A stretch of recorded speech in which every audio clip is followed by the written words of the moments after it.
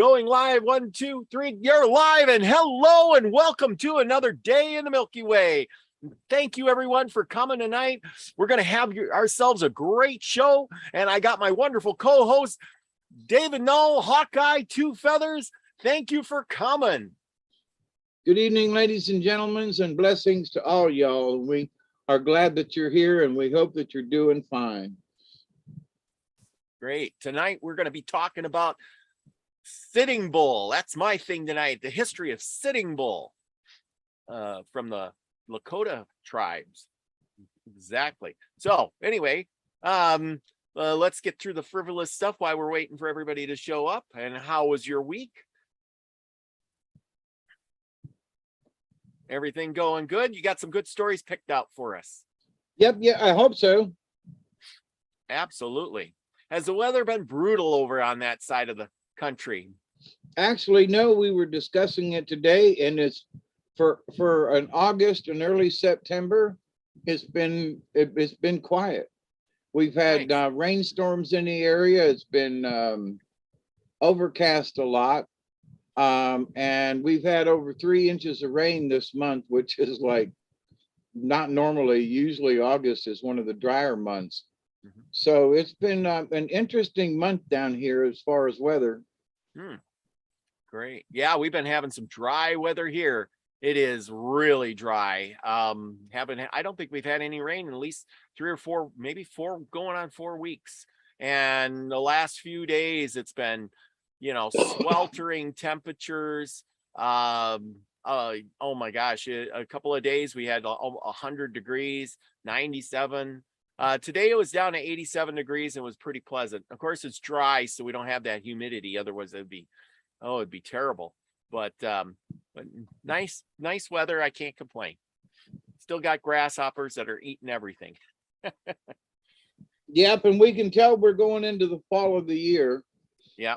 There are leaves already changing, and there are other stuff that a lot of folks have noticed, and that seems like it may be an early fall. So, but it is absolutely here. We're moving into the fall of the season. So absolutely the fall and then winter. And yeah, I can tell it here too. The nights are starting as soon as the sun goes down, it starts getting cold. It takes about till noon to get hot, and then when it gets hot, it gets really hot. But soon as the sun goes down, shoot, in the morning we got 55 degrees. So yeah. But anyway, people are starting to come in. I know they're all over at Raised by Giants. Ryder Lee's got a great guy on there talking about the Roswell thing and UFOs and stuff. And who doesn't love a good UFO story, right? Yep. Conspiracy. I like my own conspiracies too. But tonight I am going to be talking about Sitting Bull. And I want to welcome everybody. We got Witchy Moon 73. Thank you for coming. She's still working on quitting her smoking. She's doing good though. Elderberry is in the house. Hey, Elderberry, much favor. And we got Max the Vision remote viewing class. Hey, Max. Hey, Barry, everybody.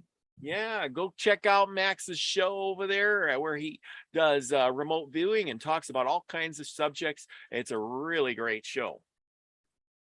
Okay, tonight I'm going to be talking about Sitting Bull, and of course, like always, I have some great slides to share with everybody.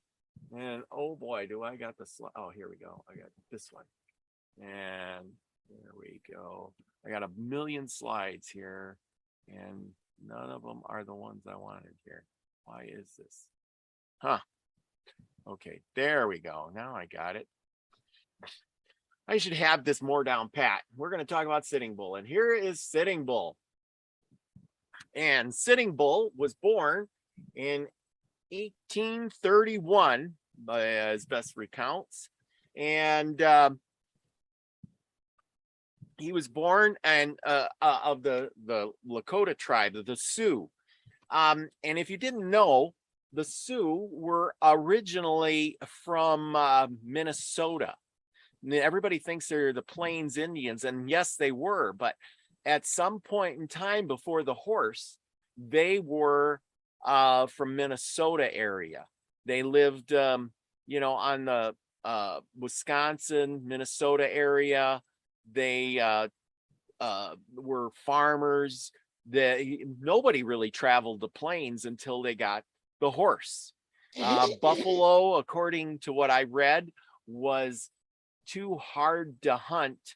It was very hard to hunt, and they were dangerous. I mean, if you got in a buffalo herd and they were running, you could get trampled. If you've ever been out around a buffalo, they can be very aggressive. You know, you could get hurt or killed trying to, you know, down a buffalo. And if you stick them with an arrow, they just don't die right away.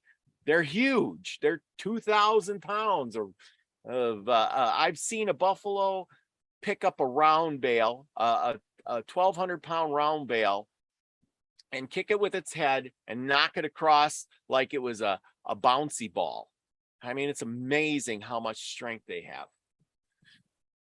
Well, anyway, Sitting Bull, he was born in as normal kids are, and his hair was not black like that of other children of his race. It was dark brown in color. So that kind of made him unique. He was named, his first name when he was born was Jumping Badger. Believe it or not, I found that somewhere, and he was Jumping Badger. But as he grew up and became brave, on his teepee, he would draw a buffalo sitting, and then that way, and because they lived in buffalo country, of course, by this time in 1830, they had horses and they had moved to the plains, and he drew a sitting bull on his tent, and he signed his name as drawing a sitting bull, and therefore he became Sitting Bull. He was a very great auditor. He could speak really well, and he captured the attention of all the Indians.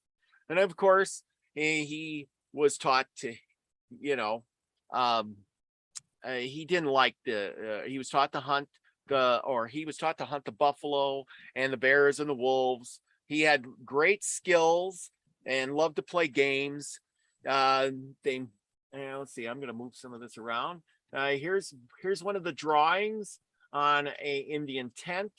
The Indians used to decorate their tents, if you didn't know, and you can see buffalo on there. You can see people, birds. They tried to tell stories on their tent, things like that. Teepee. It's a lodge. Teepee, yeah, it's tent, not a teepee. tent. Okay, a teepee. Okay, yeah, sorry. I'm thinking tent in my head. I know it's okay, but okay. But until the horse came, they used dogs to haul their teepees around. Okay. They would fasten lodge poles. I got a picture of that somewhere here. Lodge. Oh, here's another drawing. They drew stuff on skins. You know, of course, they didn't have papers and stuff. As you can see down here, you know how we always tell lots of stuff from the pictures. You see this one with the arrows and the buffalo? Seeing the Indian here, he's shooting. This one here looks like he killed somebody or somebody died. Here's his knife in his hand. Must have been a victory of some sort. This one here looks like a man with antlers on, though. That's kind of strange. Must be a medicine man of some sort. But anyway, I thought you know how we always talk about that stuff. They in pictures tell 1,000 words. Here's another one of a battle, Custer's battle. And you know, actually, they were really good artists. They were very good artists on depicting animals, people. I mean, considering. Here you go. More pictures. I got a lot of pictures. I want to find the one where they got the lodge poles. Territories, Indian dances. We'll get to this Indian dance too here later. Anyway, They moved around by tying lodge poles to their horses. They moved with migration with the buffalo. When the buffalo would get very scarce, they would move on till they found more buffalo. The chief would usually tell them when they found good spot to stop, and he would give the word, and they would lay down their supplies and put up their teepees. As it goes, Sitting Bull was they would travel into the Canadian area. The Canadians were friendly with the Indians, a lot more so than the white man. Do me a favor. Yes. Before you leave that picture, go Yes. to the left, up on that hill in the background. Oh yeah, this. Zoom in there, will you? Yeah, the people up high on dead people up there. Yeah, I was just looking at that way back in the background, whatever this is, they included that. Yeah. There's always some little Because things in you know, pictures. those kinds of things were sacred. Yeah. Also, that guy's got a pipe right there in the bottom left. There. See Yeah. that's a sacred pipe there. Yeah. So the guy in the middle, the other guy that's facing, he's powdered down with white as This sort of guy. like the ghost note. Or that guy. Yeah, that guy. Yeah. Okay. Similar to a ghost dance. Yeah. There was several of them I read about: the ghost dance, the buffalo dance. That we'll get to the ghost dance here in a little bit. Oh, we don't want to talk about Custer right now. I'm trying to find the one where they're there we go. This is the part where they pack their bags and they would shuffle their kids and stuff around, and as you can see, they're all just dragging them along with the horses. It's really interesting though too. You can see there's bunches of them. They got their blankets. Here's a guy with a top hat. That's kind of interesting. Here's another guy with some kind of a hat. So this is a civil, a tribe that's traded with the white people. Yeah. So anyway, that's the white man's rendition. Yes. Okay. This is the reason they didn't like the Americans. The Americans were kind of crazy. They didn't like them. They were fighting with them. They liked Canada. They believed that the red man ruled over they were ruled by a queen who ruled over them with a gentle and kind heart. The Indians called her White Mother. The very year that Sitting Bull was born, there was a dreadful sickness among his people. It was smallpox. Nearly every one of the band was seized with it, and few of them lived to tell how they had suffered. The same year, 30 chiefs of the Sioux Nation went to Washington. Now, this is back in the 1830s. And they went to Washington, and before they left the city, they promised their people promised that the people should give up their land to the United States, all lands owned by them east of the Mississippi River. We talked about that with the Black Hawk band. Right. And Black Hawk last week, he was kind of caught in the middle. The Sioux gave up basically all the land, and they were in Minnesota, of course, so they weren't trapped by that, and they were free to move. But as the government agreed at the same time that the Sioux should receive a certain sum of money every year. And of course, what happened? Promised to help them make farms and plant gardens. And for work of this kind was new to them. And Sitting Bull's father was Jumping Bull. He was a chief, and his home was much larger and more fiercely decorated than those of the common Indians. And many pictures are painted on the skins and walls of his tent. Okay, well, when he was 10 years old, he received the name Tanka Yotanka. or Sitting Bull. And he pictured in the boy, both of these he for doing deeds, and he had pictures that were important and pictured in the boy's record on buffalo skin. Okay, never way. Okay, there's a lot of things in here. And the medicine man. Okay, so these people talks a lot about the Sioux. They had trust. This is one interesting thing I found. They believed in the evil spirit. And this was profound because they believed in the evil spirit.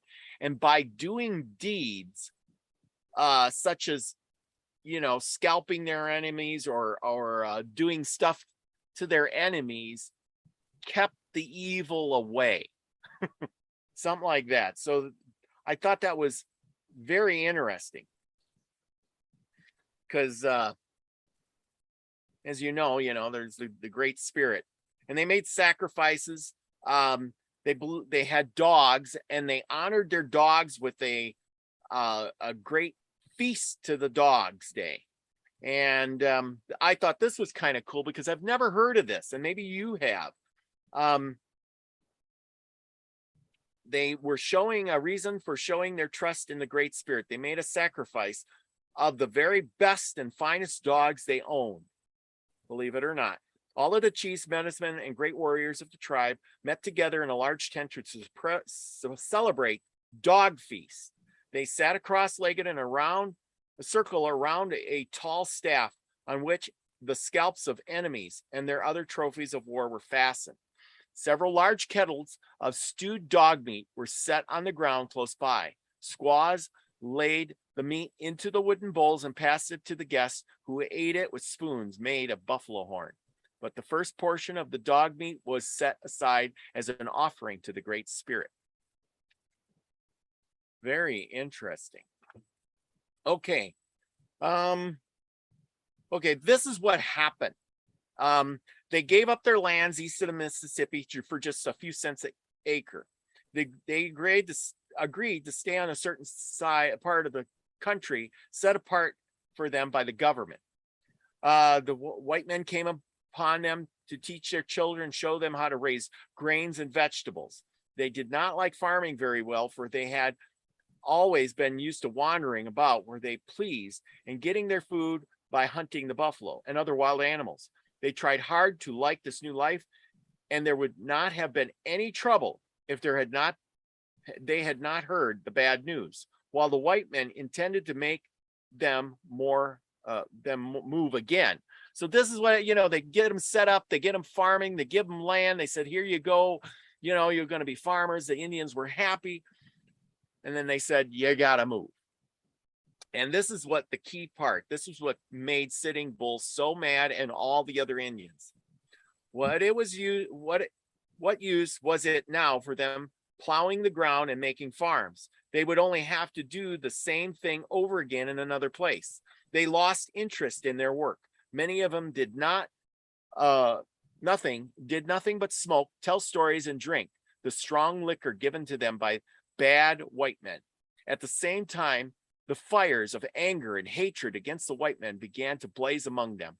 As the years passed, Sitting Bull warned himself as these fires and said in his heart, I am an enemy of the Americans. And it goes on how, he's going to make war on them, and, he hates the Americans, and they moved to the prairies. And of course, one day, he went out. He says, I'm going to go east and count the lodges of the white man. And he went out and he counted and counted until he couldn't count no more. And he realized that there was more white men than leaves on the tree. Of course, some of the Indians got mad and they attacked the white tribes. And, that started everything, because they were promised money, supplies, and they did not get them. So the Indians went and took the supplies, and they needed for food. They were hungry. They were starving. Of course, that's where trouble brews. And the buffaloes and the deer became scarce, and the Indians were suffering from hunger. It always boils down to hunger, because here they are playing games. We got lots of good pictures for you people tonight. Here they are hunting buffalo. Look how this is. Look at if you look at these pictures. Look at this guy's getting bucked off his horse.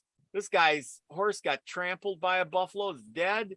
This guy's still on foot. Holy cow! This must have been quite the thing. Look at this buffalo is knocking this horse over, and he's got an arrow in him already. This is crazy. And the horse in the foreground has been gored by a bull. Yes. Okay. Anyway, they were put out to a barren part of the country where they suffered a great deal, for they needed good food and shelter. Sitting Bull was among these. He fled with a large company into Canada. From time to time, he was joined by the other warriors that lost faith in the promise in the Americans. The Americans, they put him on a reservation and they said, you stay here, which, if you're on the prairie, I know I live in North Dakota, and if you were out there, there's nothing to burn for fuel. There's, heat your tent, a teepee with. There's nothing, no food out there. I mean, a buffalo would be miles and miles away. You could see him, but by the time you got to him, you'd be so weak with hunger that you wouldn't be able to do anything. Sitting Bull attacked people and took stuff. He was, one of those. He kept attacking the Americans as they came through in the Badlands. And then he goes and Sitting Bull became famous because he was one of those Indians along with the group that were gathered together and attacked Custer. And we're gonna go. I think we'll go back to Custer. Here we got Custer right here. Here's General Armstrong Custer. And according to these books, he was the bravest man in the whole army. Now, I've read about Custer, and maybe he was the most arrogant man in the country. But General Reno, he was a commander, along with the long hair, as they called him, Custer. Let's see. General Custer, it says, this is the funny thing too here. In the meantime, while General Custer, one of the bravest men in the country that they ever knew, was marching with his troops upon the village from another direction, the battle with Reno was over, and he was some distance away when Custer drew near the middle of the village, and when he and his men suddenly surrounded by thousands of fierce warriors. He had heard nothing of the battle with Reno. Neither did Reno know of his friend's great danger. There was little hope for the brave Custer, yet he and his men fought faithfully and nobly until not one of them was left alive to tell the story of the fearful day. Here's the thing, what was Sitting Bull doing? So Sitting Bull had a dream of winning the battle. Okay, and this is one of the Indians. But anyway, Sitting Bull had a dream of winning the battle. Or the plains.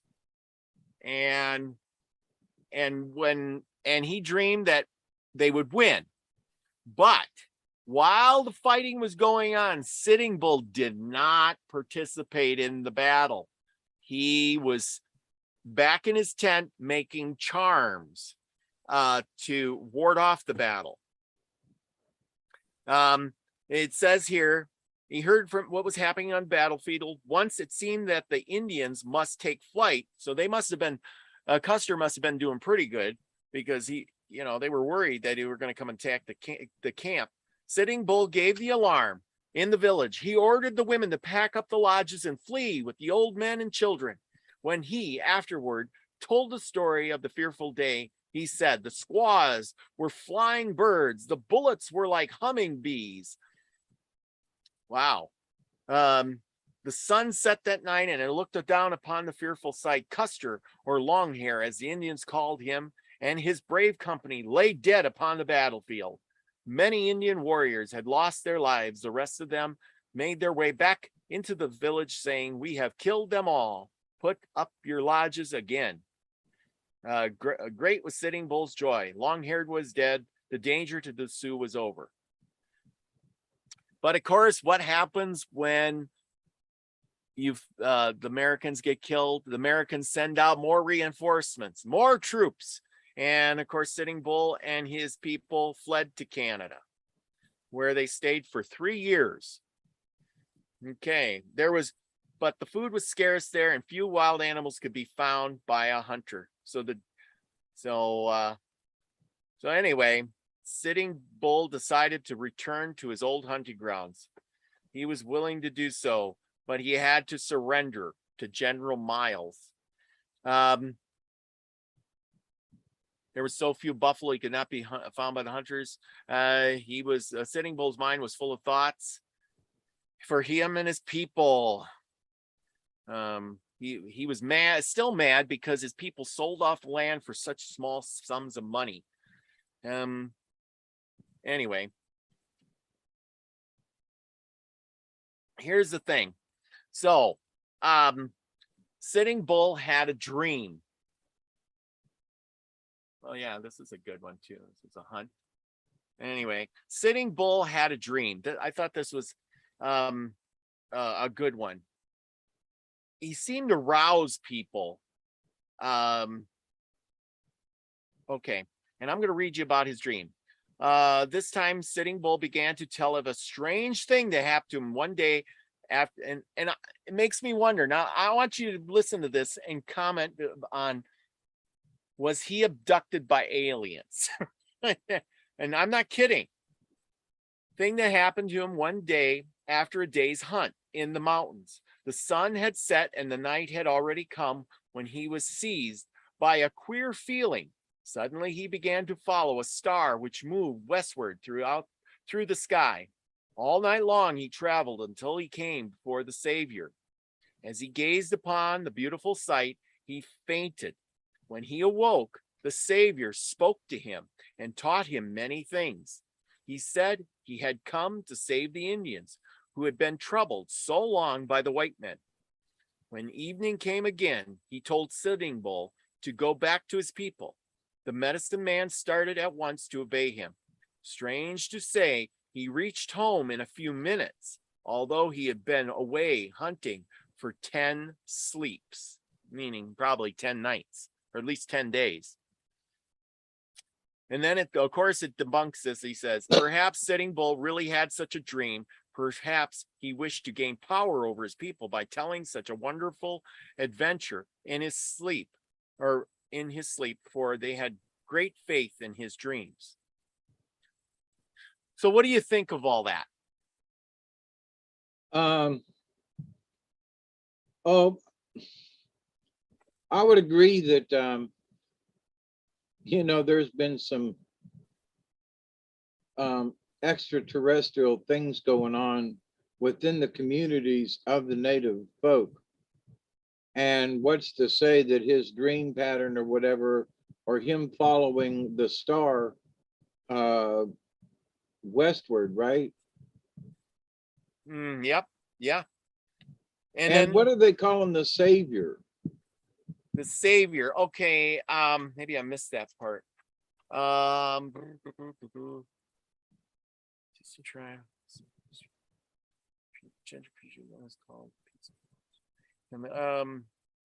Oh, okay.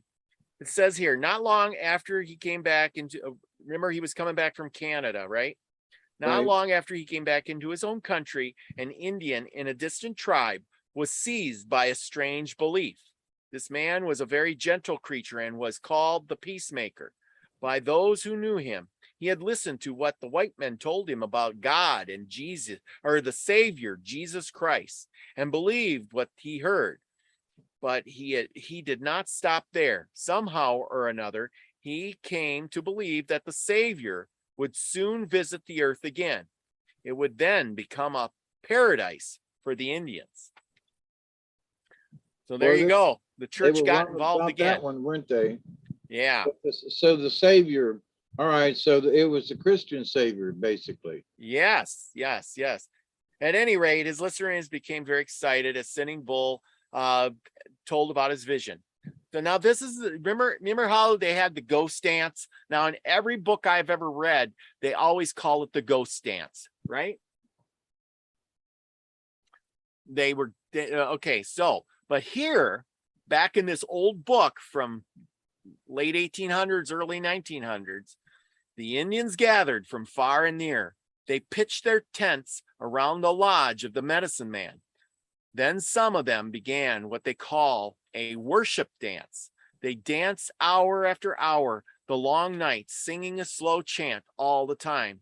At last, they tired out and sank to the ground. Others took their places, and the strange dance went on. Sitting Bull praised them for being so earnest. He told them to go back to their winter quarters and wait patiently for springtime. Then the Savior would come to punish the whites and bring joy to the red man.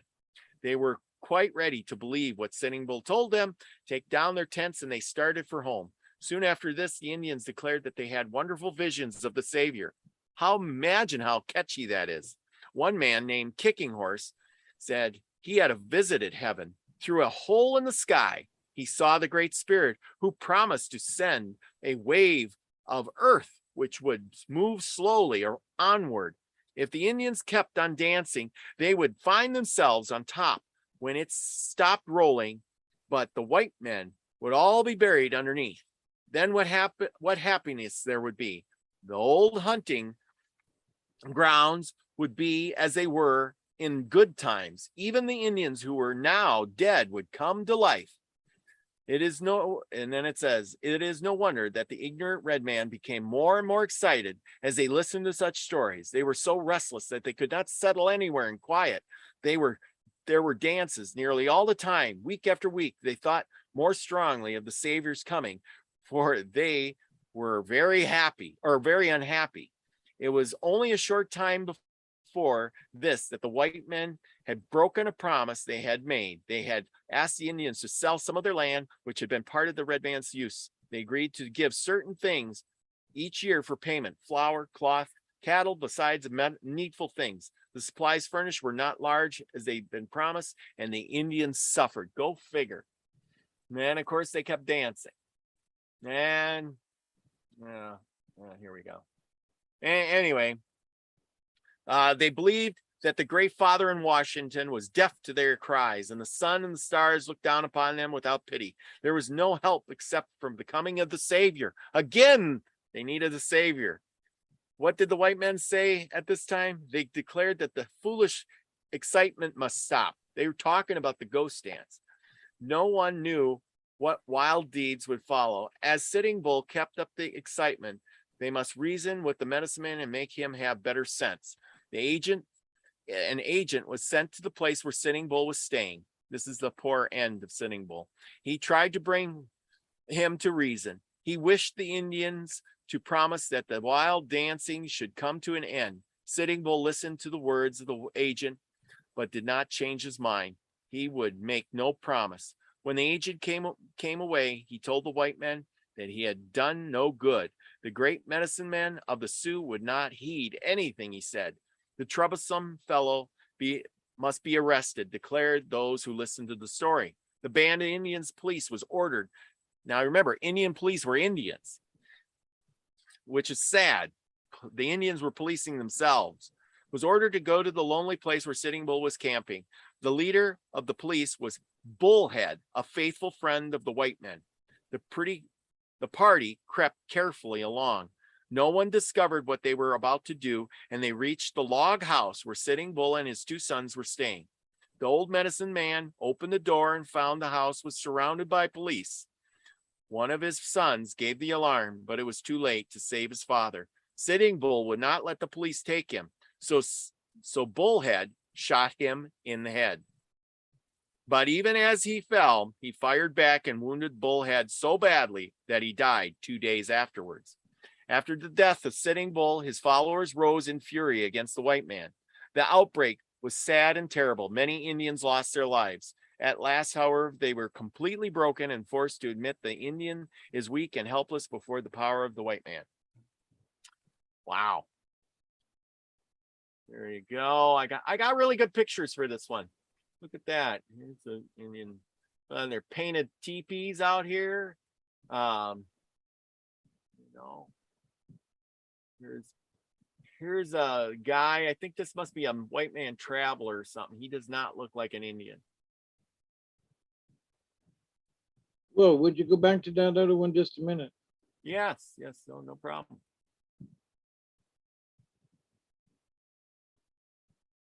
Do you notice the two types of buildings here? This one here is built this way, and this is like one of those hut things, and here your teepee is here.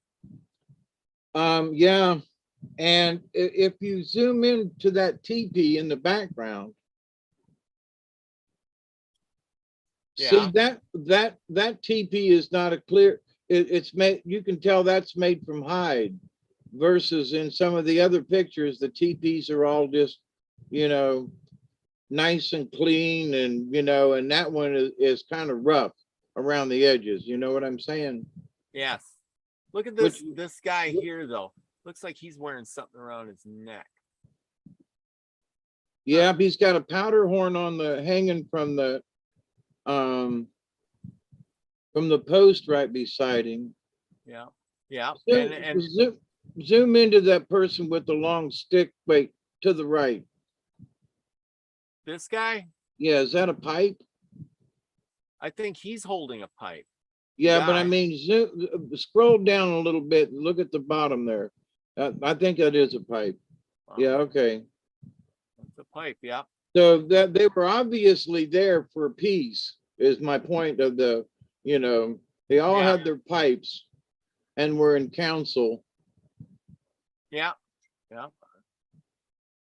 Huh. Yeah, because the guy right behind, right down from where your cursor was. Go back to the very far right. This guy? Far right, go down. See, he's got a pipe as well. Yeah, I see. Did I miss that? Oh yeah, I think I did. Hit the And now that TP also. Oh well. Yeah, this guy here, he is smoking a pipe. That is this guy's got a pipe, and this guy's, see, it's got that red end. Yeah. Amazing how these guys, these artists that drew stuff back in the day, they were really, you know, detailed about things, weren't they? Huh. Interesting. Go with this one here. This guy's got a pipe. Yeah.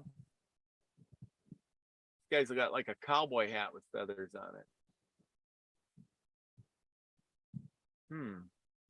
Interesting.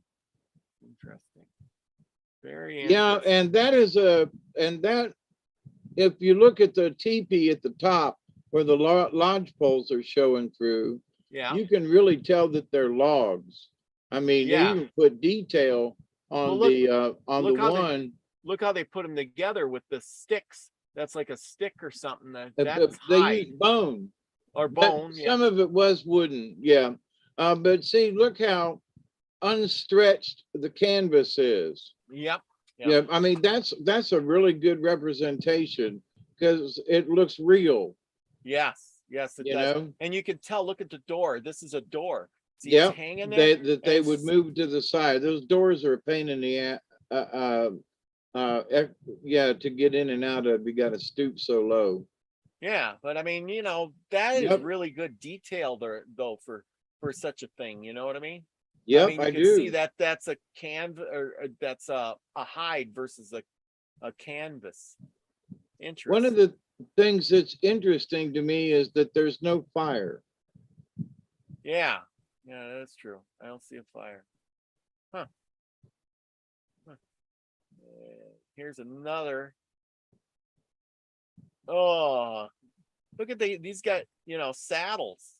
They're wearing saddles. Some of the southern tribes, like the conquistadors and folks like that, had kind of gotten the southern style. Spanish style. Yeah, that's kind of what those look like. That's a Spanish style or English stirrups kind of thing. And then you can see in the background, there's their teepees in the background. And more horses. Amazing what you can, when you blow that up, how much detail they put in there. Here's another picture, and he's got that big ass pipe too, and they all got that red end on there. It's like a clay or something. They must. Yeah, it's a certain pipe stone that. But look at the very far left edge. Zoom into. Is that a rider back there? Yep. There's a rider back there, and then up here in this corner, there's more Indians up here too. Yeah, and look at the expression on that horse's face. Yeah. That is quite the picture of a horse, too. But yeah, that is a typical that red pipe. That is a typical pipe stone. Mm-hmm. And look at this. Look at the saddle there. Look at the saddle. That's a different type of saddle. See the wooden in the back, and look at the folk. That guy way back up on that cliff in the background above the. This guy? Huh? Above his head. No, over to the right there, right where your cursor was. Right here? Yeah. I mean, the fact that they would put somebody there, you know what I'm saying? Yes.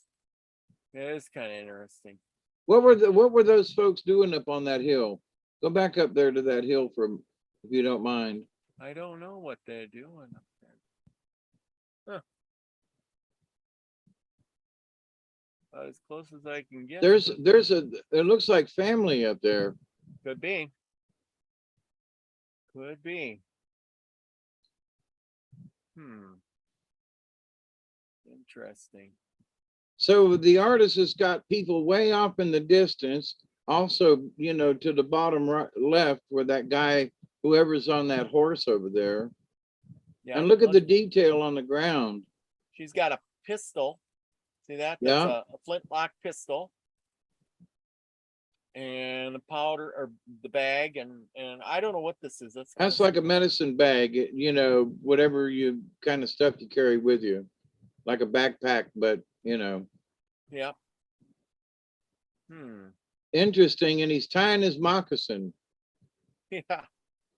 There's a little kid. Kid's holding the horse. Go back up a little bit to the left. So that thing that he's holding in his right hand, it looks like a spear. Yep. But he's got a quiver of arrows, but where's his bow?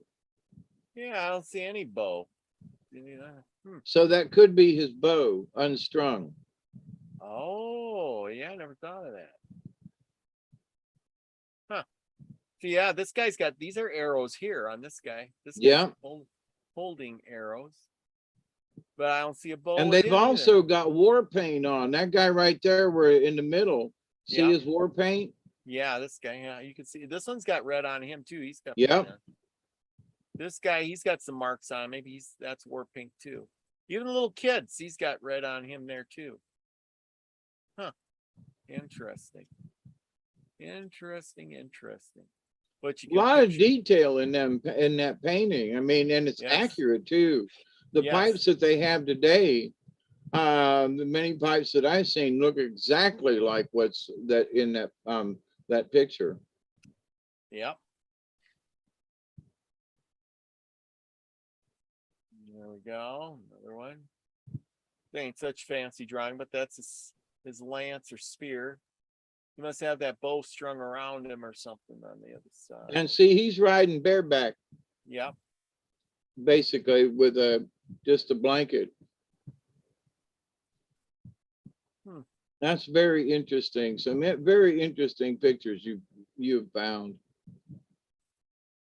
I found this one. I don't know who these people are, but it's kind of the transition between, you know, I'm going to be like a white man, you know, with the cowboy hat and guns and jacket and stuff. Or here's the Indian with his headdress and, you know what I mean? Yeah. I thought it was, you know, the changing times, I would call it. Well, you know what? There's but you can see they're both wearing moccasins though. Yep. there's a series called Reservoir Dogs or Reservation Dogs, Yeah. and with Native Americans. And there's one guy with wears his, his cop hat, and he's the reservation police. Ah, Drives around in the car, and then the other ones are like trying to be natives. So it reminds me of that, which is yeah. like current. Yep. And here's another one.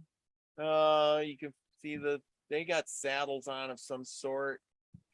Don't know. There's their village. You can see the teepees way in the background. Now, see, that's a picture, and look at those lodges. Yeah. How wide they are at the base. Yeah, they're big. And that they're not painted with a lot of stuff, but they're all similar at the top. They all had it's almost like they're camouflaged. Yeah. Yeah. Interesting. Oh, here's a dance that they had. This was an interesting picture. He's riding. This is a real picture, so that he's riding bareback. There's your teepee in the background. And this ain't a real big one either. Notice how small it is. When you can size it up with the horse.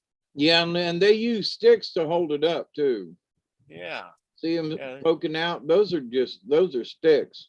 Yeah. Them folks were, just grabbed a bunch of stuff together, where other teepees and lodges are, when they're sticking out the top, they're all nice and rounded, and those are sticks. Yeah. And their blankets. See, this is black and horse. Oh, you know what I found out interesting was that when the woman or the man was to go out and make war, hunt for food, and make weapons and supply the house. And the woman was to take care of the house, right? But when they got married, the man moved in with the woman at her house. I don't know if you knew that, but I read that. I was like, interesting. See, their teepee It was very very big either. matriarchal in that respect. See, now this one here this is a canvas one. This is not hide. But what is this guy doing? He's like coming out from under the tent. Or he's crawling out from the teepee, yeah. Yeah, he's like hiding down there or something. I don't think that's a kid. It looks Nope. odd. But look at the way the pistol is. Yeah, he's got his pistol on. It's slung sideways like Billy the Kid, or like an outlaw. Yeah. Yeah. Huh. Interesting. Oh, here's another one. And again, these teepees are small. And like you said, it's black. Now, could that be from the soot or what they were burning inside that made them? It was more red-ish. The ones that I've seen were reddish, and it could have been blood or the things that they use to tan the hides. But also when they tanned because they were hides that they made the teepees from. Yeah. That you smoked the hides. Oh. In order to tan them. There's a special tanning method that uses smoke to do it, and it gives it that color that you just can't get except with a fire. So it looks like they've all been tanned in the same way, and it's darker at the top. Yes, it is. And they ain't very big because these houses aren't that big either. And you can see this has got like that sod roof going on. Yeah. That's just dirt and sticks. And they didn't have big sticks. Of course, if you're out on the plains, there's not many big sticks to be had. Yeah, look in the background. Where's the nearest tree? Yeah, there is no trees out there. There's nothing. They got a few bushes, but here you go. This is where you get to live. Yeah. Here's another guy. Maybe that's the same guy. He looks Now, almost- see what he's holding there? That round thing? Yes. What is What that? they call the shield. Shield. Oh, okay. It was their sacred shield. There were drawings. That one's very plain. It looks like a drum, and if it's stretched tight enough, it would have a drum sound to it if you struck it. Yeah. But that was their medicine shield. Mm-hmm. So there are folks who talk about, you know, it wasn't a real shield per se, Yeah. but we've seen pictures where there are arrows sticking out of some of those shields Yeah. Yeah. while they're riding on Well, horseback. in when I read about Red Cloud a while back, he had a shield and he used that against his enemy. And when they shot, the bullet ricocheted off the shield and hit him in the foot. So, you know, I mean, it might have not been the biggest, protection, but it did something. Right. And if Yeah. you stretch a hide tight enough, you know, Yeah. depending on how far away the shot was and how powerful the load, you know, it could hit a hide and bounce off. Yep. And here's a field full of teepees out there. You know, thought that was kind of interesting. Yeah, and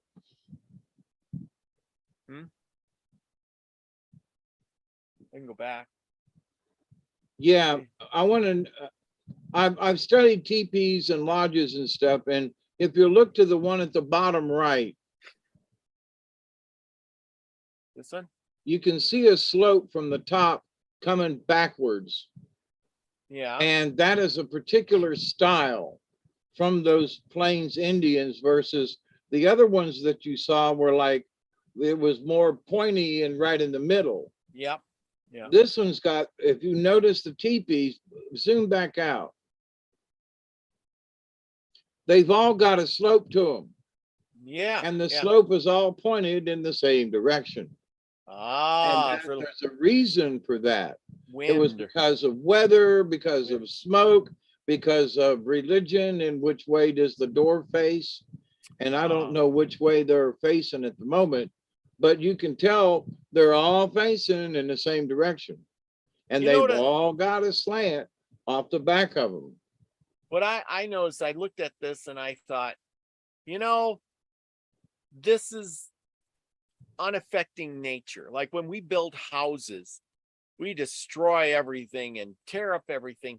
They literally pulled up their teepee, put it in a spot. They got a whole village there, and you can't even literally tell that they're living there. You know what I mean? It's like there's a whole crap load of people living there, and they don't make an impact on the land.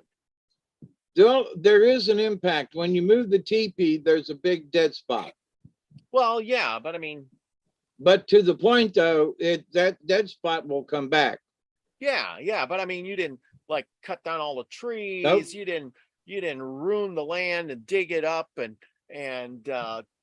you know what I mean. If I'm building a log cabin, oh man, when I get done, the whole area is going to look totally different.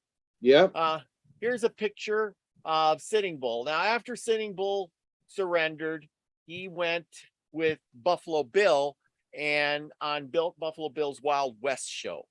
But when Buffalo Bill went to England for his Wild West show, Sitting Bull declined and went back to his tribe.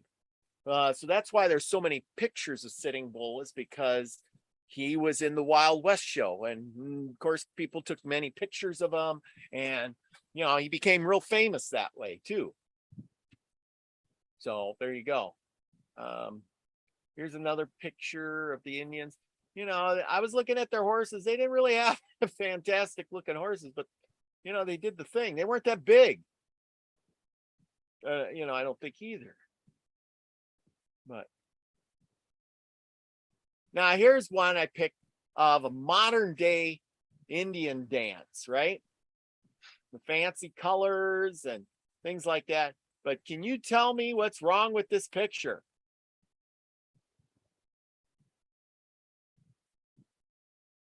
What do you mean? What's wrong with it? Here, I'll blow it up. Look at, they're wearing sneakers. Yeah. This guy here has got his moccasins on. These guys got sneakers and tennis shoes over here. Tennis shoes there. Yeah. Yeah. I'm like, okay, buddy. Moccasins are hard to come by. Yeah. I guess so. I mean, a good true moccasin. And I've known a lot of dancers, and they're like, you know, if you've danced a lot, the sneakers give their feet their arches. So a sure enough traditional dance would not allow sneakers.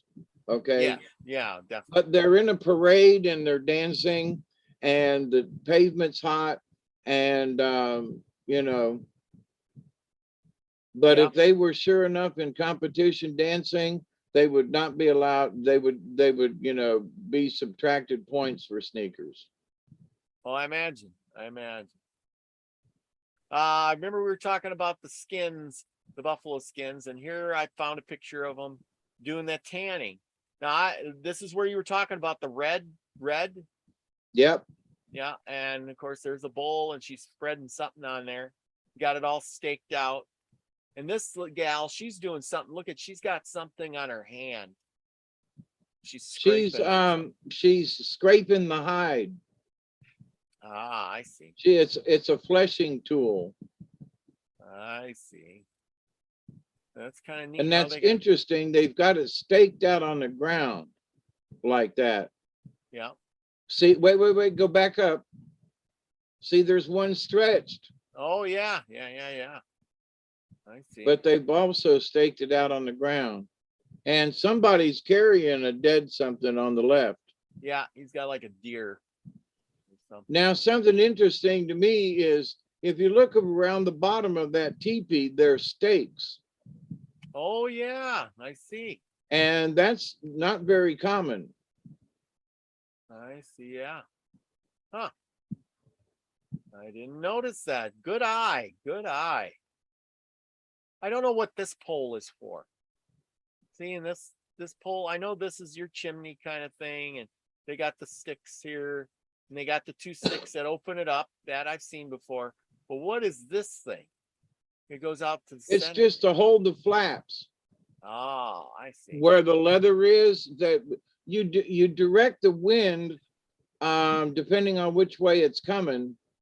And because one gust of wind, if you've got a fire in the middle, one gust of wind will turn that whole teepee into nothing but smoke.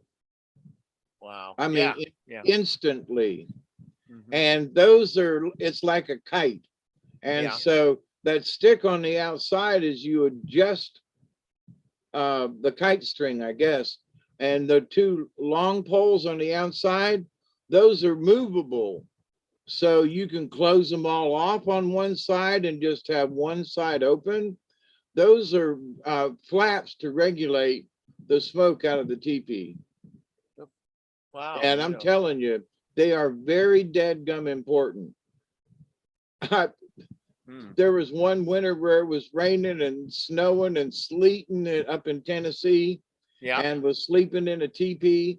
And it was not faced in the right direction. And those flaps, oh my God, the wind would change and a downdraft would come in, and laying flat on the ground, the smoke would be almost over right at your nose. Oh, man. And the wind would change and it would suck all the smoke out. It was almost instantaneous. Wow. It was the strangest thing. But those flaps are, oh man, they're important. Okay. And here's another, go lay down. Another one with the Indians. Remember you were talking about the thing with the dead people? Here's another one back here.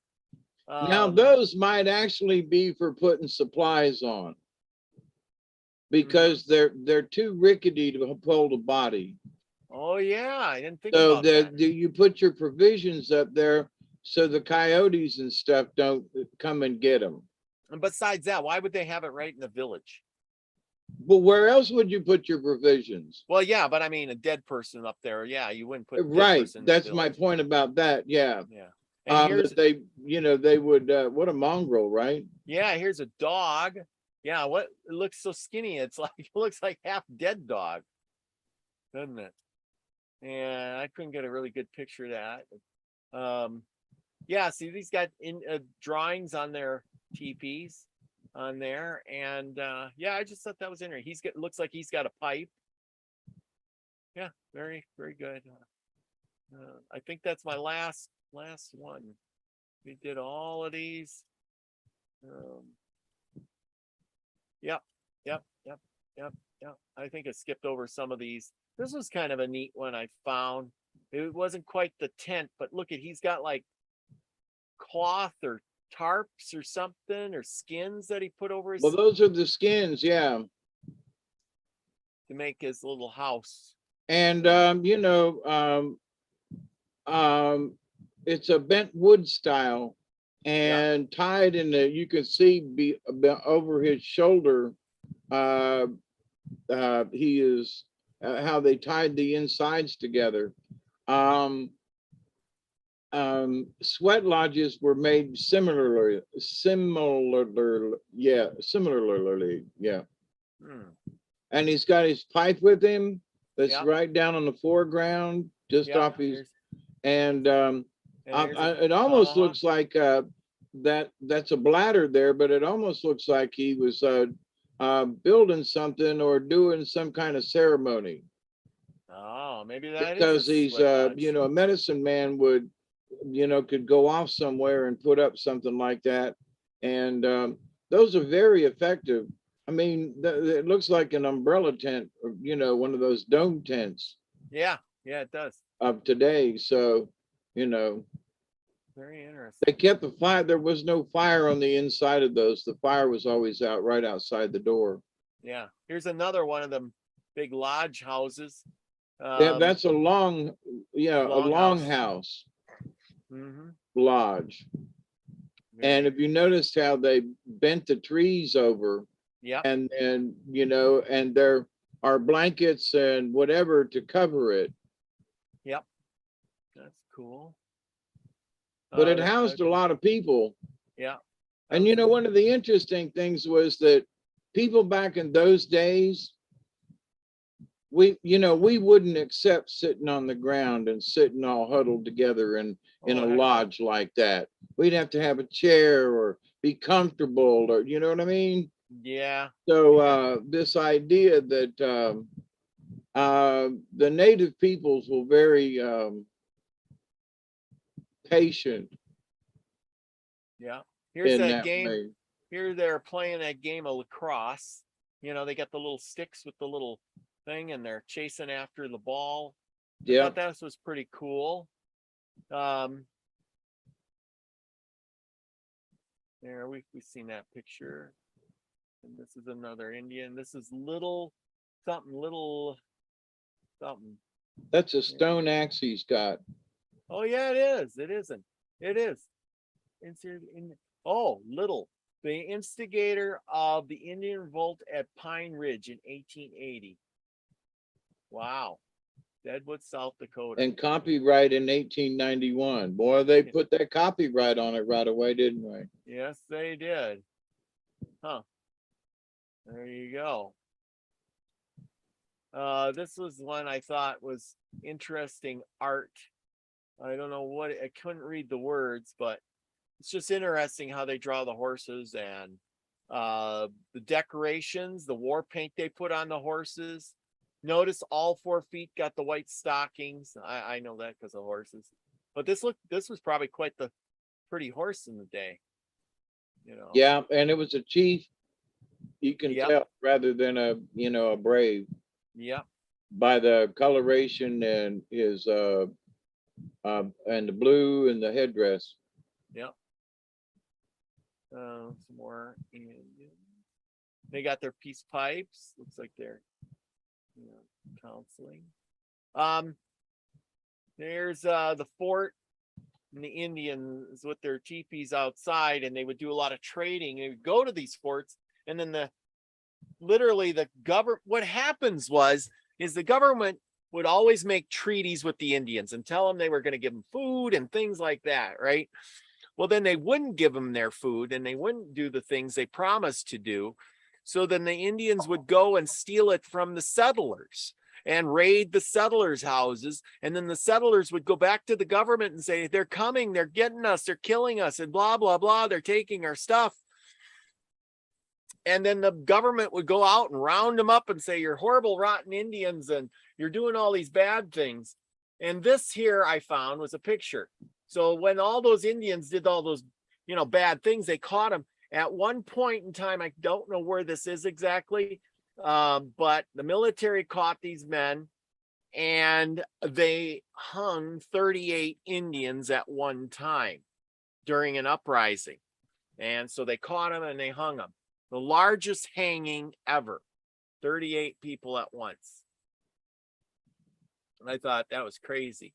But as you can see, here's all the troops and the people that gathered. It was all because they were hungry. They were hungry. There's Custard. And their dance. We looked at that one. Here was a map that they gave. This was part of South Dakota. And you could see Pine Ridge Reservation, which became a reservation. Cheyenne River proposed Standing Rock. This is a reservation as of now, the Standing Rock Reservation. And proposed Redbud Reservation. That's kind of a famous reservation. Redbud is still there. Yeah. So I mean, Rosebud, excuse me. Yeah, this is of 1864, I think it says there. Here, 1877. Can't see. But anyway, yeah. Defined sections, nations of the Sioux, relinquish the Indians to title to the remainder. Approved April 30th, 1888. So go figure. There's some more. We went through these. Yep. And we're back to start. There we go. I hope you all enjoyed that. And I did go to Fort Buford. Oh, where is this here? I did go to Fort Buford, and I did look around there, and I do have some pictures of this that where this is. Fort Buford is where Sitting Bull surrendered to the army when he came back from Canada. Oh, there we go. And a lot of pictures there. Anyway, yeah, there was the cannon stuff, but yeah, anyway, horse troughs. There's what's left of it. There ain't much there. There ain't much there, is there? No, it's just there's a couple of buildings and the cannon, and there's little markers all over the place, where it tells about stuff. But I suppose this looks like quite the encampment, as a fort when you got there, and there's nothingness. As you can see, there's nothingness pretty much. Here's some of the leftovers that they haven't reconstructed yet. And there's a picture of the place. And they had big metal doors on. That was the armory. But anyway, okay, enough of that. Anyway, I hope you're all enjoying this. I see we got Teresa D'Anton came to join us tonight. Oh man, I haven't seen Teresa in a long time. Anyway, so what do you got for us tonight? I did my part. I went way long tonight. Sorry about that, but that was really interesting, and I had some really good pictures, and I'm so glad that you know stuff about those things and could pick them things out for me, because that was quite interesting. All right, go find the book. I got it. What page are we looking for? 321.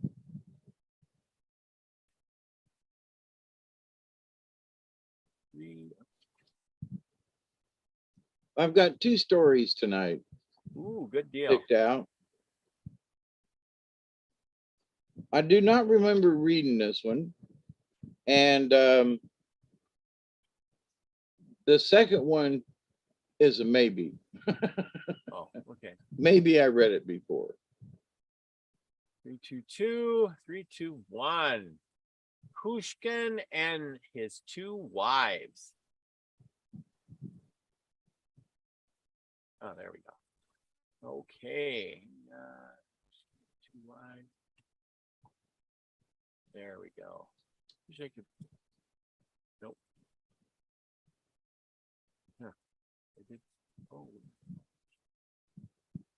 Wow, this is good. I didn't know I could do that. Huh. Now I can't get out of it. Oh, I made it too small. And it's from the Lumney. And I don't remember I don't remember reading the name Lumney. Nope, I don't remember this one. So there we go. Kulshan and his two wives. Como Kulshan, a very tall and handsome young man, had two wives, as was the custom of his tribe. One was named Clear Sky, the other Fair Maiden. For several years, Clear Sky was Kulshan's favorite wife. She was the most beautiful of the two, and she had borne him 3 children. Fair Maiden was less beautiful, but she was always gentle and kind. At last she won Kulshan's love through kindness, though as a result, she gained Clear Sky's dislike. Clear Sky had a jealous and bitter nature. Soon there was quarreling in the lodge. One day, Clear Sky scolded Como Kulshan at great length and concluded, "You should love me more than Fair Maiden. I am the mother of your children." Kulshan smiled and said nothing. Clear Sky became angrier. "I'm going away," she said. "I'll leave you and the children and go away." She expected him to answer, "Don't go away. You're the mother of my children and I love you most. Don't go." But Kulshan did not beg her to stay. Though he loved her and didn't want her to leave, he was too proud to say no or to say so. Instead, he told her, "If you want to, you may go as soon and as far as you wish." Slowly, taking her time, Clear Sky packed her things. She packed all her seeds and bulbs and packed her roots and berries, packed all her flowering plants. At last she was finished, and her children cried loudly when they saw her leaving. This pleased Clear Sky, who felt sure that Kulshan would call her back when she had gone a little distance. She started down the mountain valley very slowly, alone. When she had gone a short distance, she stopped and looked back, but Kulshan did not say, "Come home." She went a little further and paused on a hill to look back at Kulshan and the children. When she stood on tiptoe, she could see them, but still Kulshan did not say, "Come back, Clear Sky." She went on further south. She was still among the hills and the mountains, mountains not so high as Como Kulshan. He still did not call her, though she stood on the very tips of her toes. Farther south, she climbed to the top of a high hill, rose on tiptoe, and made herself as tall as she could.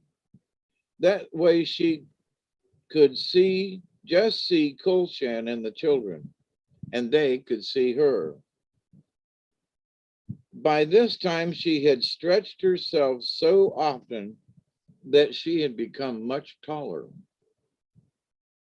Sure now that her husband did not want her to return, she decided to make camp where she was. At least on a clear day, she would be able to see her family.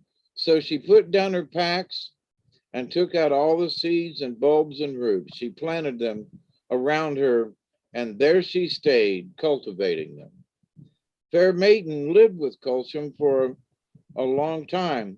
One day she said to him, I want to visit my mother. I'm going to have a baby and I want to see my mother. How can you go to your mother? Asked Colchin. There's no trail, nothing but rocks and trees and mountains between us and the wolves. I don't know how I can get there, but you'll have to make a passageway for me. I want to see my mother. So Como Colchin called together all the animals that have claws, the beavers, the marmots, the cougars, the bears, even the rats and mice and moles, and told them to dig a big ditch. The animals dug a deep one that was wide enough for 2 canoes to pass. Then Colchim turned all the water from the mountains near him into the ditch until there was enough to float a fair-sized canoe. Today, the stream is called Nooksack River. Before starting, Fair Maiden gathered many kinds of food to take with her. Then she went down the river and out into the salt water of Wolge. She ate mussels at one of the islands and left some there. That's why mussels are found on the same island today. She ate clams in another island and left some there. She ate camas at another, and that's why a lot of camas grow on Madia Island today. She ate devilfish and berries at another island and left some. At every island on her journey, she left some kind of fish or root or berry, and that's why the Indian names for these islands are the names of the food. When she got to Flat Top Island, she decided to stay somewhere near it. She stood looking over the water for a long time, trying to choose the best place. The winds blew around her tall figure and made a number of whirlpools. The whirlpools sucked many people in, even some who lived far away, and devoured them. Fair Maiden kept on standing there, and the winds kept blowing around her. At last the changer came to her and said, why don't you lie down? If you stand, the winds will create whirlpools, and the whirlpools will suck all the people in. So Fair Maiden lay down, and the changer transformed her into Speeden Island. When her child was born, it was a small island of the same shape as Speeden, and lying beside it. Today it is called Sentinel Island. Kulshan left with his children in the mountains of the northwest coastal range, kept stretching upward trying to see his wife. So did his children. The 3 of them grew taller and taller and became high mountains. One is Skuksan, a little east of Kulshan, and almost as tall. Some people say the others are twin sisters, a little west and south of Kulshan. A long journey south of them stands their mother, Clear Sky. You know her as Mount Rainier. The seeds and roots she planted there grew and spread, and that's why the lower slopes bloom of flowers of every color. Often on a clear day or night, the mountain dresses in sparkling white and looks with longing at Como Kulsan and the mountain children near him. Reported by Ella Clark in 1953. Wow, that was good. Mount Rainier. Nice. And she kept on on tippy toes, trying to get taller and taller and taller. Now, we got time for another one? Oh, you bet. Take your time and we'll do another. What page? It's go to page 327, so it's nearby.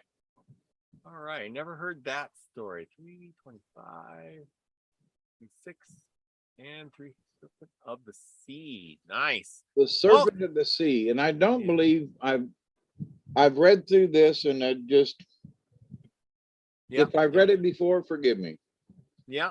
We got Desert Rose in the house. She says, hello, Robert and David. We got radiating S3LF light. Hey, everyone.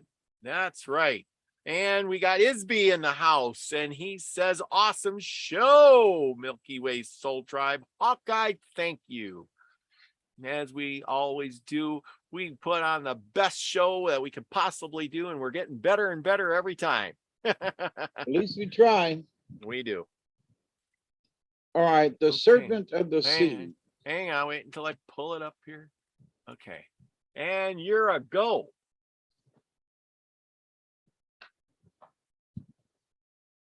The serpent of the sea, from the Zuni tribe. Let us abide with the ancients tonight, exclaims the elder. Be it well, replied the listeners.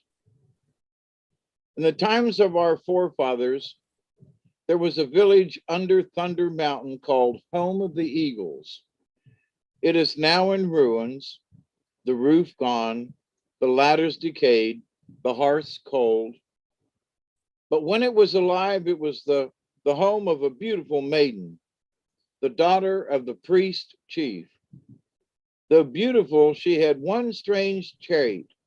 She could not endure the slightest speck of dust or dirt upon her clothes or person. A sacred spring of water lay at the foot of the terrace on which the town stood. Now we call it the Pool of the Apaches, but then it was sacred to Kolowisi, the serpent of the sea. Washing her clothes and bathing herself over and over, the maiden spent almost all of her time at this spring.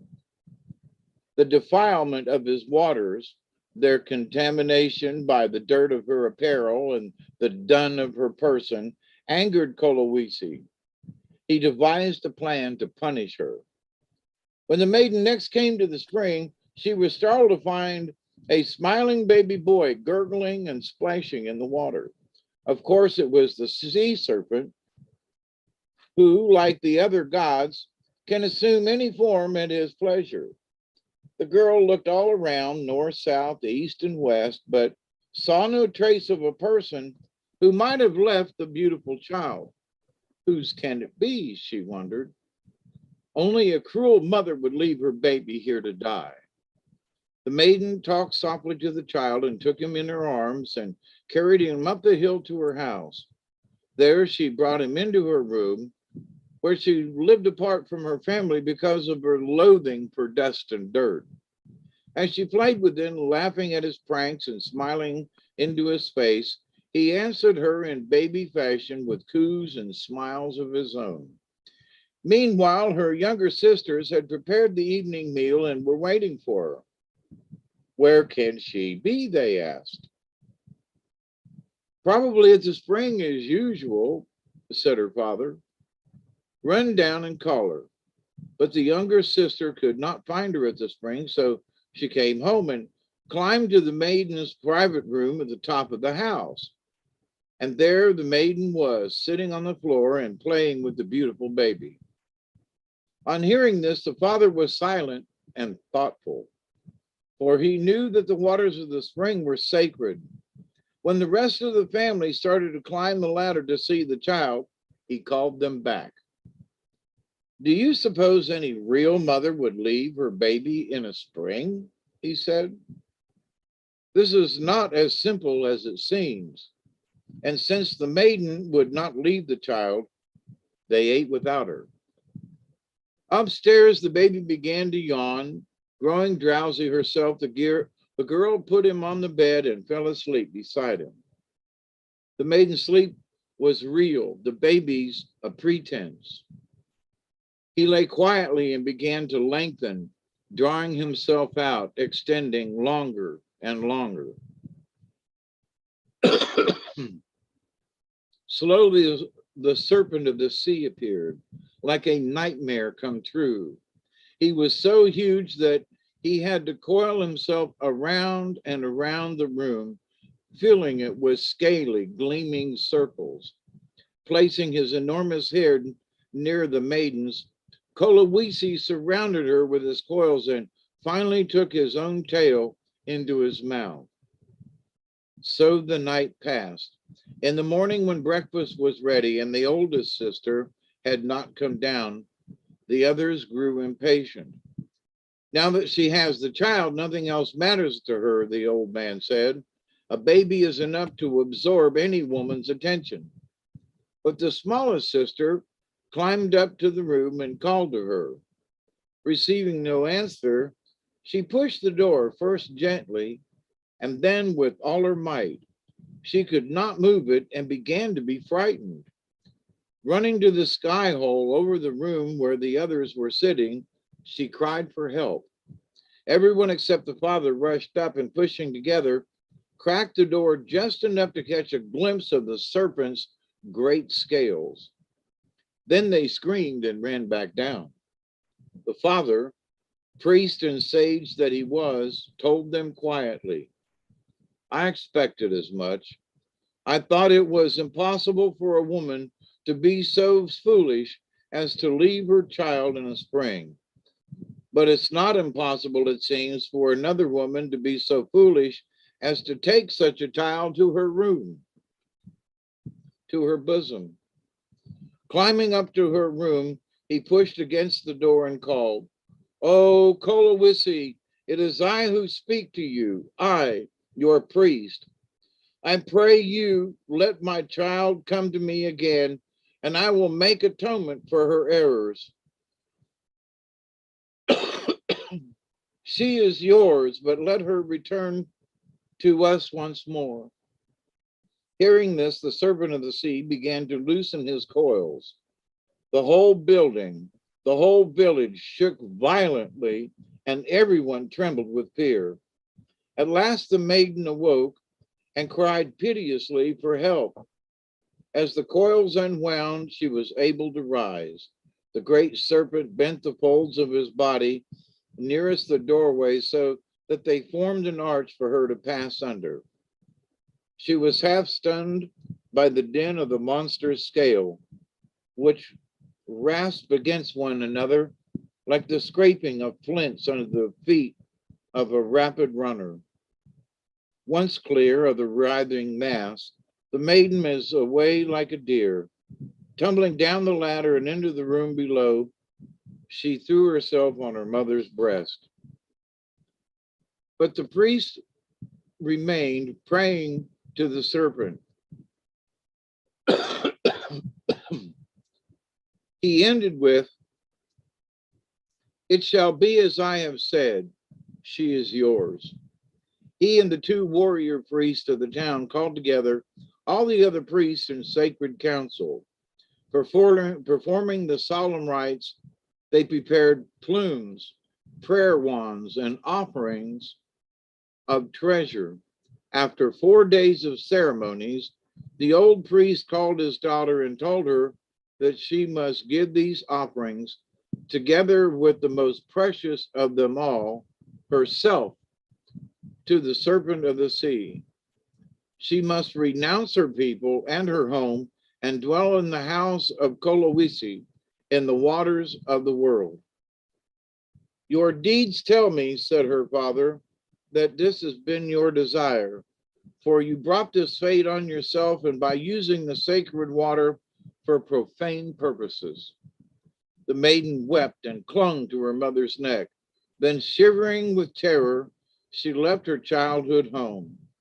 In the plaza, they dressed her in sacred cotton robes, elaborately embroidered, and adorned her with earrings, bracelets, beads, and other precious things. Amidst the lamentations of the people, they painted her cheeks with red spots as if for a dance. They made a road of sacred meal toward the distant spring known as the doorway of the serpent of the sea. 4 steps towards the spring, they marked out sacred terraces on the ground at the west of the plaza. And when they had finished the sacred road, the old priest, without one tear, told his daughter to walk out on it and call the serpent to come. At once, the door opened and the serpent of the sea descended from the maiden's room where he had been waiting. Without using ladders, he lowered his head and breast down to the ground in a great undulations. He placed his heavy head on the maiden's shoulder, and the priest said, "It is time." Slowly, cowering beneath her burden, the maiden started towards the west. Whenever she staggered with fear and weariness and was about to wander from the path, the serpent gently pushed her onward and straightened her course. They went towards the river trail and followed it, and then crossed over the mountain of the red paint. And still the serpent was not completely uncoiled from the maiden's room. Not until they were past the mountain did his tail emerge. Suddenly, Kolowisi drew himself together and began to assume a new shape. Before long, his serpent form contracted and shortened until he lifted his head from the maiden's shoulder and stood up, a beautiful young man in sacred ceremonial dress. He slipped his serpent scales, now grown small under his flowing mantle. In the snake's hoarse hiss, he said, "Are you tired, girl?" She never replied, but plodded on with her eyes cast down. In a gentler voice, he said, "Are you weary, poor maiden?" Rising taller, walking a little behind her, he wrapped his scales more closely in his blanket.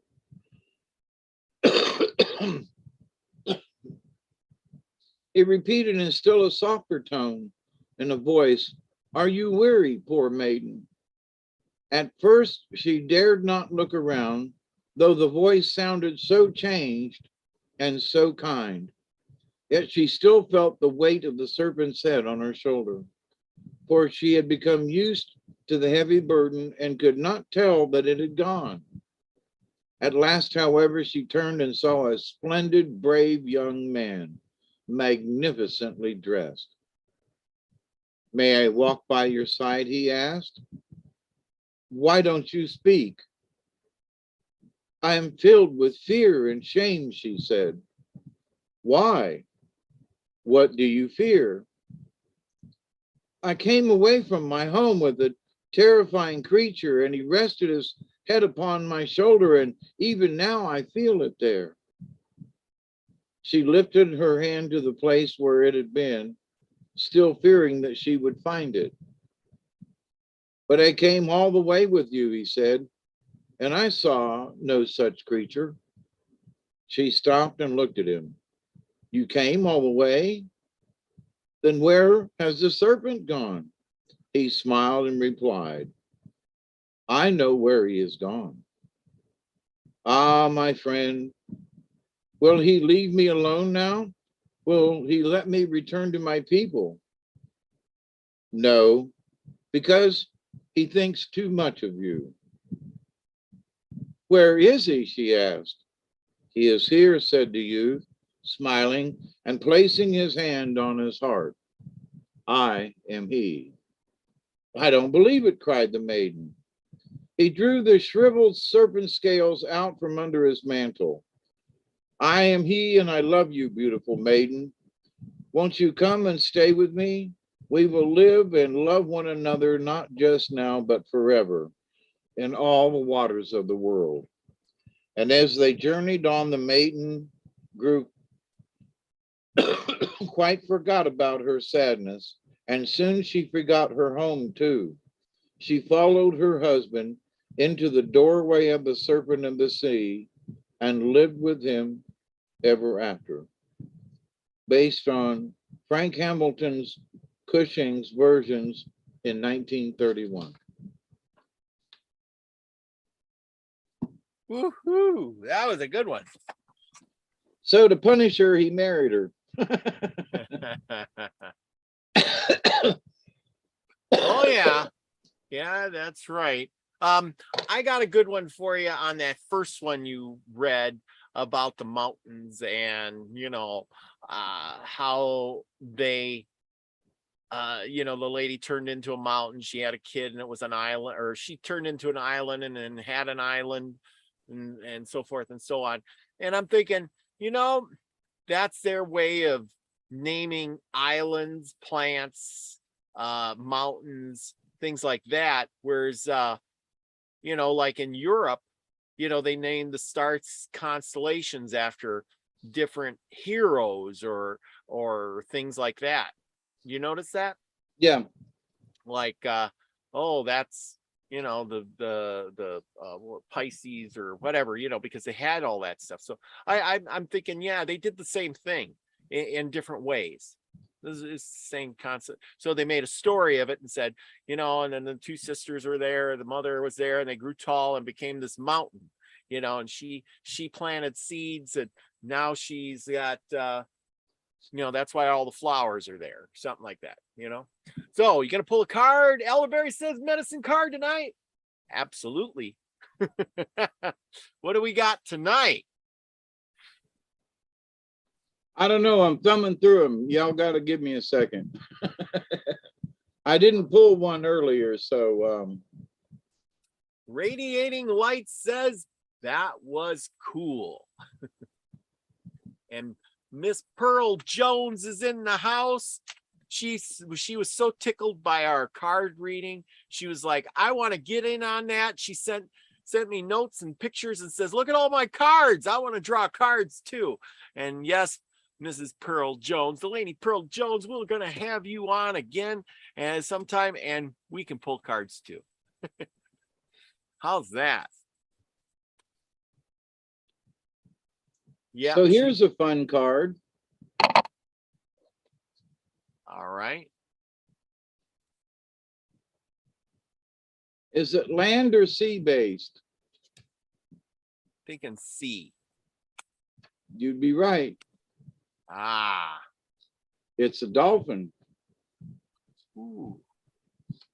You hold that up. It's number 40 in the cards. And it was upside down. And I shuffled a couple of times. And when I pulled it, it was truly upside down, not a maybe. So dolphin is manna. Dolphin, breathe with me. Breathe of the divine. Manna of the universe, in oneness we entwine. Dolphin speaks to us of the breath of life, the only thing that humans cannot go without for more than a few minutes. We can live without water and food for days, but oxygen is a source of our sustenance. Within the breath, we encounter the rhythm of energy that all life emits. In changing the rate or rhythmic texture of our breath, we can tap into any other life form or creature. This is a very easy way to connect with the divine energy coming from the Great Spirit, as well as with your own personal rhythms.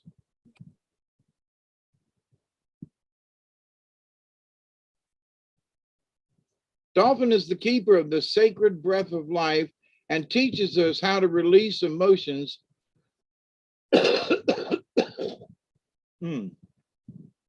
through dolphin breath. Dolphin creates rhythm, swimming through the water and breathing before submerging, then holding its breath for the duration of the other water travel.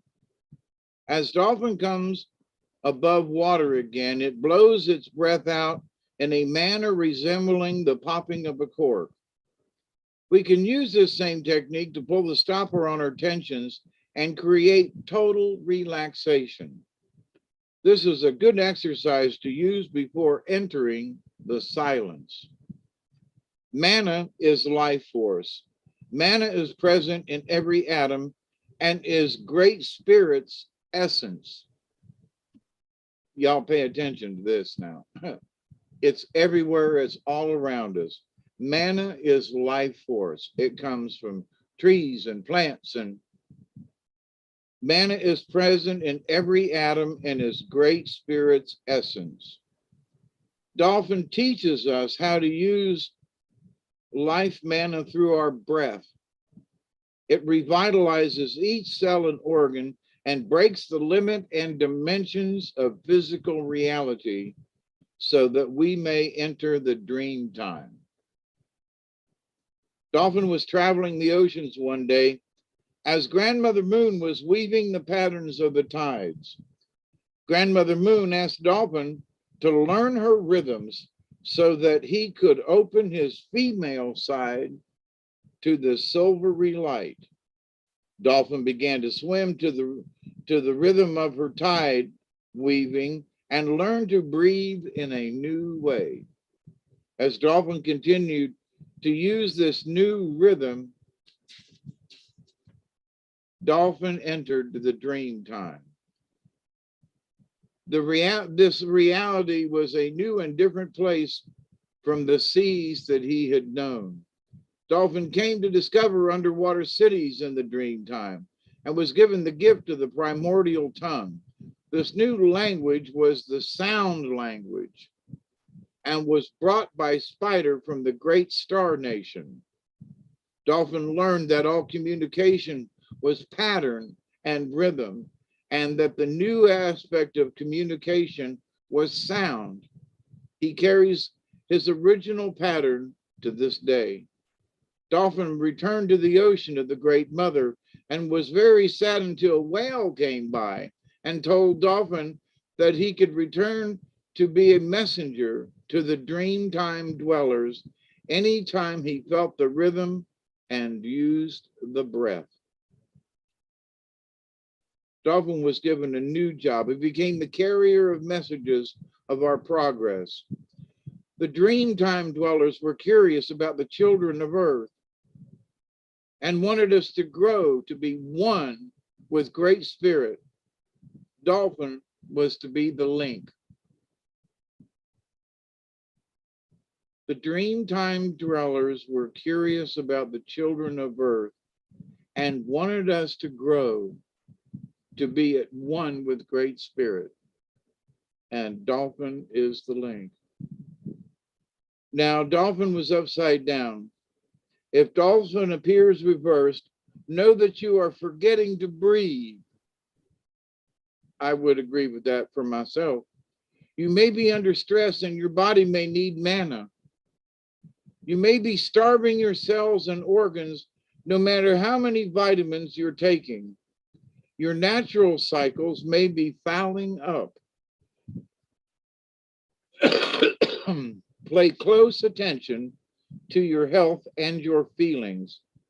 If you are on edge or just tense, take time to relax and breathe the life force into your muscles. Focus on releasing old breath at the bottom of your lungs and refilling your respiratory system with regenerative manner. That means air, oxygen. Breathe from the diaphragm and fill the lungs to capacity. And then exhale from the chest to the belly, allowing your body to totally relax as you breathe out. Another message of contrary Dolphin is that many signals are carried through universal tides or waves, and you may be failing to use your sonar. To detect these wave patterns, you may need to realign yourself with natural rhythms within your own body. Then it is necessary to use the dolphin breath to connect to the universal awareness and the signals. Dolphin says to dive deeply into the water, to play by the coral reefs, and to discover the beauty of the rhythm of breath. How about that one? Interesting. We all need to take a deep breath. Yes. But that deep breath fills us with energy. So it's not just in the relaxing, but it's in all of that. That's a good one. That's a good, yeah. Yeah. Because it can, the remembrance of that this manna from heaven that's also described in the Bible, Mhm. you know, takes care of every need. There are those folks who believe that breatharians, that you don't need anything, that you can just breathe in the energy of the universe. And in a lot of ways, there are some Buddhist monks who have spent days and weeks and months without eating or drinking, and they're still alive, you know. Mhm. So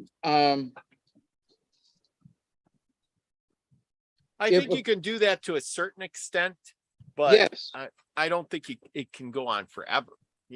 Like I seen no, that but guy who says I haven't eaten in 75 years, and it's like I don't quite get that part.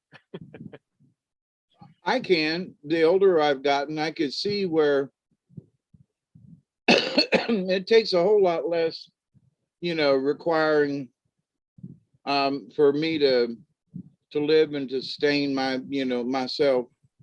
And so I can see, you know, we as humans now, we just overeat now. We've discussed Oh this yeah. before, how the pioneers got by with a little bit of fat back and an egg or two, and you know, and they went for, you know, and they were walking and running and working hard, and you Yes, know, they were. And you're right. And that's the thing is um we definitely overeat. And especially as you get older, when you're young and you're out there and your metabolism is up, you can chow. I know what, man, I used to chow down like crazy.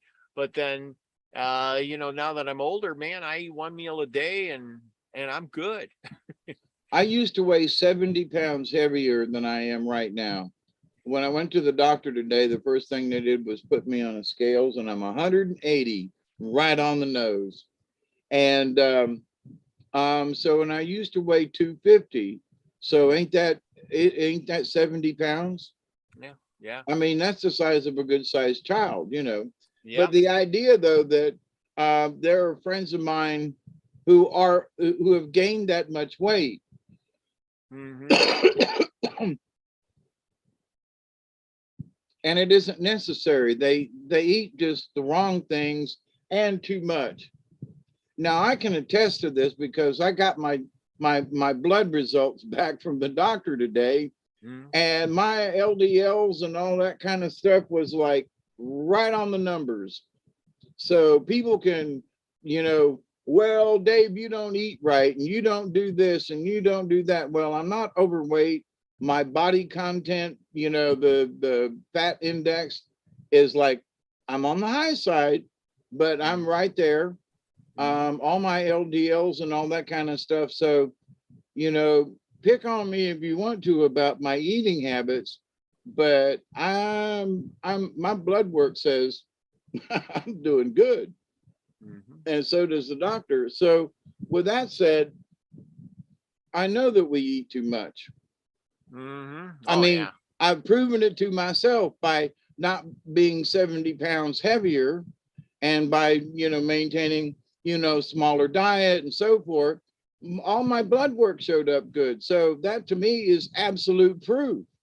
Yep. My brother's in the hospital because he overate, and he's in serious health conditions, and younger than me, and I'm in better shape than he is because I made the decision to change my lifestyle and eating habits. So Yep. I'm living proof that yes, you know, be Yeah. careful with what you eat. That is so true.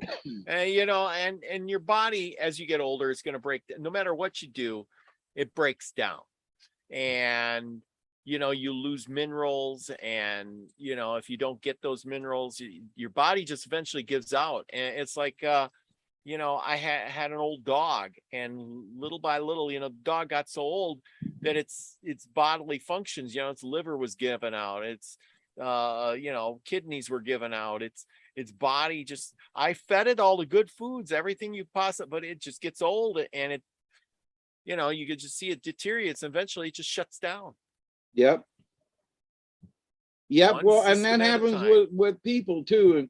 And I think that at times, I know for myself, and with recent deaths, that people have just like, oh, I'm not, I can't make it. Oh, it's so hard to, and yeah, it's tough. Mhm. It's tough for me some mornings to get up and take a breath. I find the dolphin card to be, personal myself, and that, and having trouble breathing and so forth, and my heart attack condition and so forth.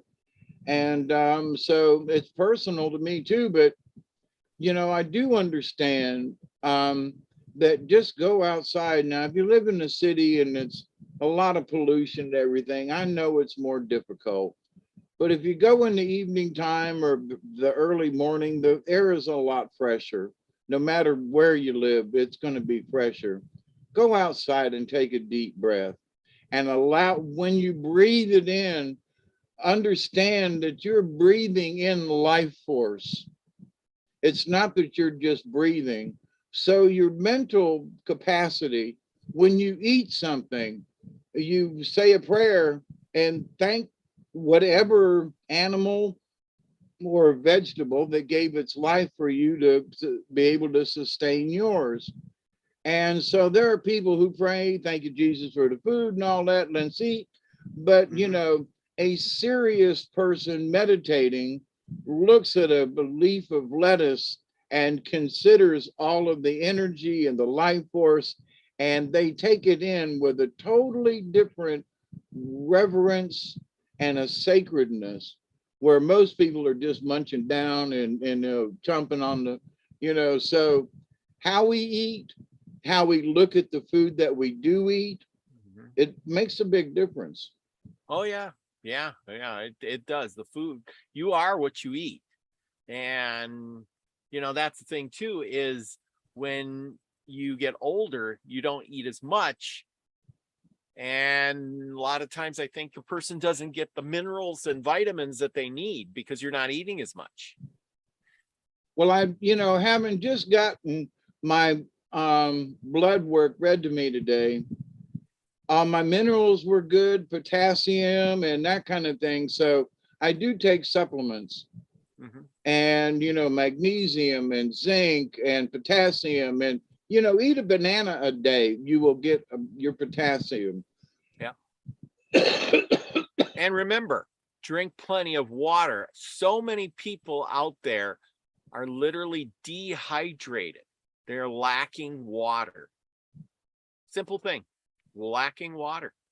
And I And mean, try not to drink it out of the if you're going to drink water out of a jug, make sure that it's a milk jug type jug. The little plastic squishy bottles, mhm, I'm here to tell you, I've talked about this before, and if Max is still in the house, he can verify this. We stopped drinking out of plastic bottles and have moved into aluminum cans. And I don't know what Max is drinking out of, but if you're drinking out of those squishy, type plastic bottles, you're getting a lot of polymers in your system. And at 70 years old, I don't have arthritis. And 6, 7 years ago, my arthritis was so bad I couldn't make a fist.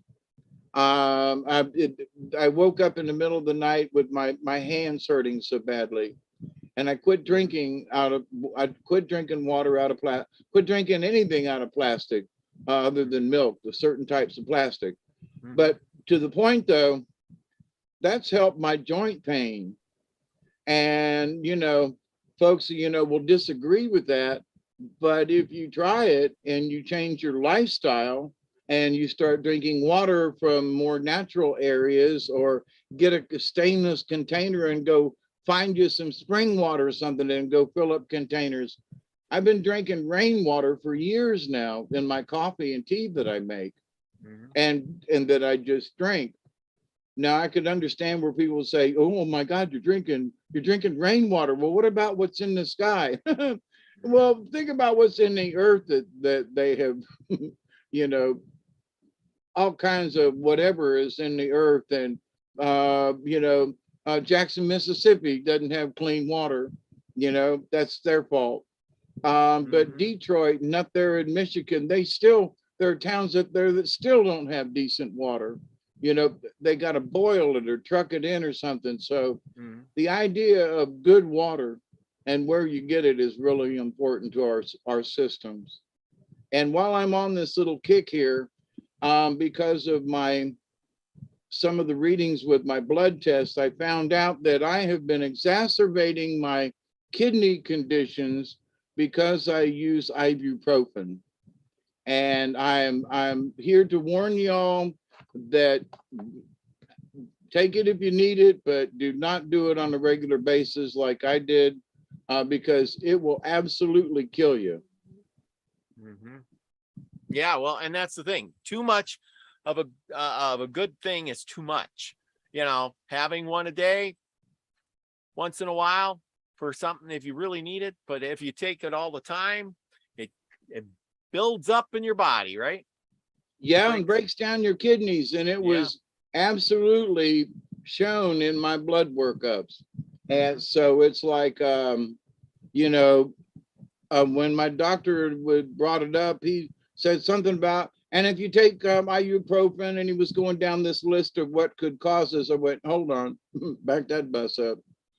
And I was like, what'd you say? And he goes, well, ibuprofen is known and blah, blah, blah. And I said, okay, I can tell you that the reason my numbers in this particular area about my kidneys is because the only thing I've been taking has been ibuprofen for my pain.